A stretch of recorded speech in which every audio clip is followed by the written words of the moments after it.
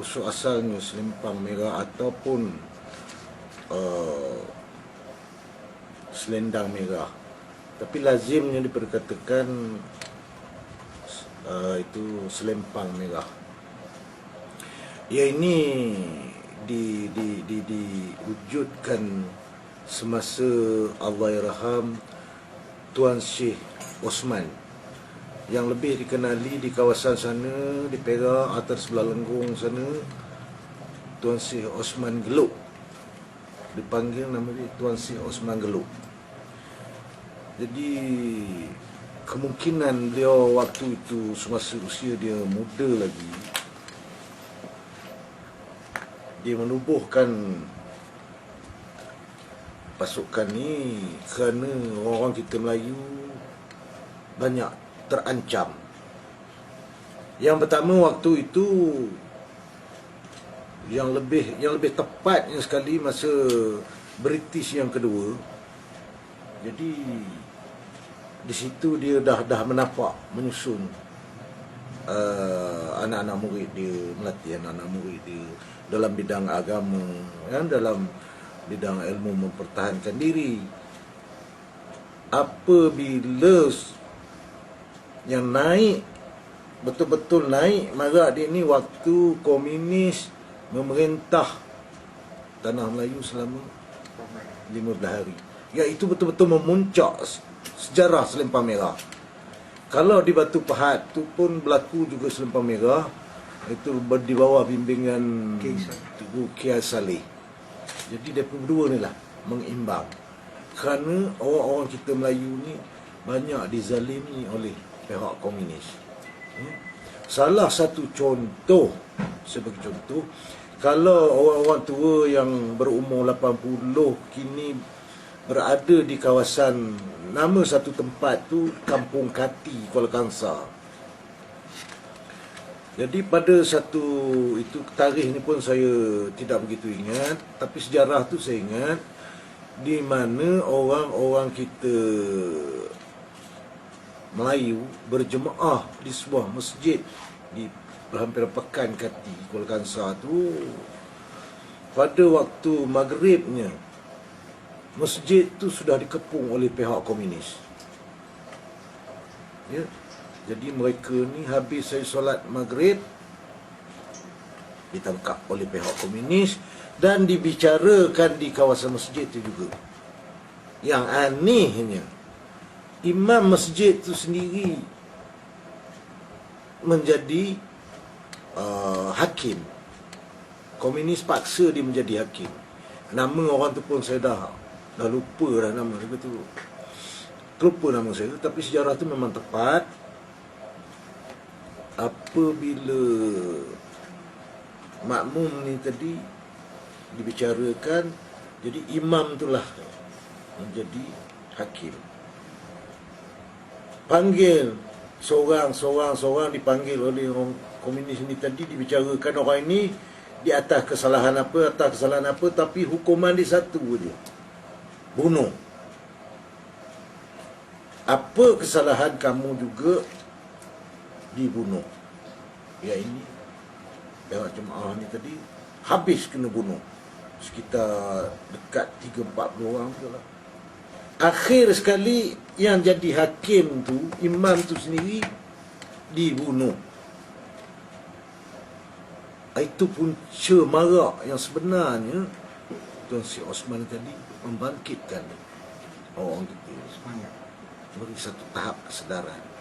Jadi itu yang berlaku di zaman pemerintahan komunis 15 hari. Ya. Jadi apabila British ni sudah nampak dia ni seorang tokoh semacam ini, juga dia ni mungkin ada permainan di antara orang-orang kita juga yang berpaling tada menjadi tali barut British.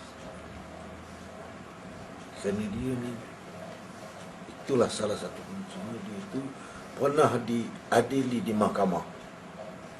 Dalam konsep inilah yang dia itu pernah diadili ke mahkamah. Waktu dia diadili di mahkamah, nama magistrate itu Raja Arif, bapa mentua kepada Sultan Idris Yusof. Jadi selepas itu banyaklah dia tidak lagi lah mengibatkan diri seperti mana berlakunya hebatnya dia di zaman komunis. Jadi sebelum tu dia berdepan dengan pihak-pihak British lah, termasuk yang atas daripada dia lagi, umpamanya Mat Kilau, ya, Tok Bahman, jenis-jenis yang lebih atas daripada dia, bawa ke peringkat dia yang hebatnya dia berlaku di zaman komunis lah. Sekitar itu, Selempang Merah ni terkenalnya di zaman komunis saja. Dia tidak pergi skop lebih daripada itu. Sehinggalah walaupun komunis itu surrender, dia memerintah 15 hari itu, British masuk, tetapi aktiviti komunis itu tetap berjalan. Dia memainkan secara gerila lah, secara jangka, teknik subversif dia apa semua. Jadi orang tua ni, Tuan Syed Osman ni, selagi itu dia menghidupkan aktiviti dia. Sehinggalah generasi sampailah dia meninggal dalam tahun 70-an. Penglibatan orang tua ni tadi, memanglah waktu itu kita tak dapat cerita yang panjang lebar kerana dhaifnya dengan media-media apa ciptaan ni. Kita memang payah, reporter pun payah nak dapat maklumat, takut kena sembelih dan sebagainya. Salah seorang anak murid terkanan dia yang bernama Osman Bagak. Osman Bagak ni diambil oleh Ketua Polis Perak, Tuan Pilus masa itu, disimpan dekat rumah dia. Kononnya menjaga rumah dia, tapi sebenarnya nak menghalang aktiviti itulah. Jadi masa itu saya kata dia ni di-skat lah, dari pantau lebih awal. Kalau tidak marah.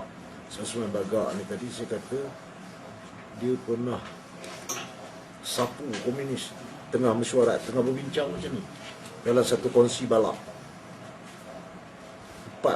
Anggaran 40 orang, dia seorang dia sapu habis.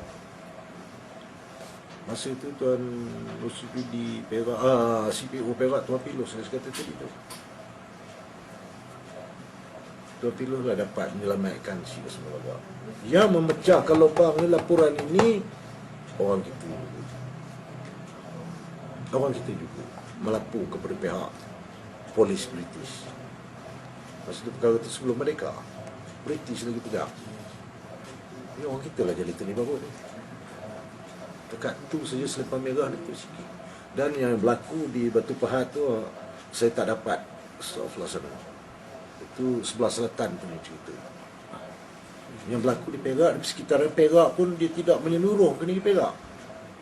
Dia ada certain tempat yang kuatnya gerombolan komunis tadi. Itu tempat yang berlaku. Habis daripada Gerik nak sampai Kuala Kangsar tu, semua sarang di belaka tu macam komunis. Jadi dia ni banyak lebih merupakan pada pembekalan senjata Tuan Syed ni tadi. Kerana keunikan ilmu yang dimiliki ni tidak ada pada orang kita sekarang. Itu. Jadi dalam banyak perkara ni ada yang kita boleh sebut, ada perkara yang kita tidak boleh sebut.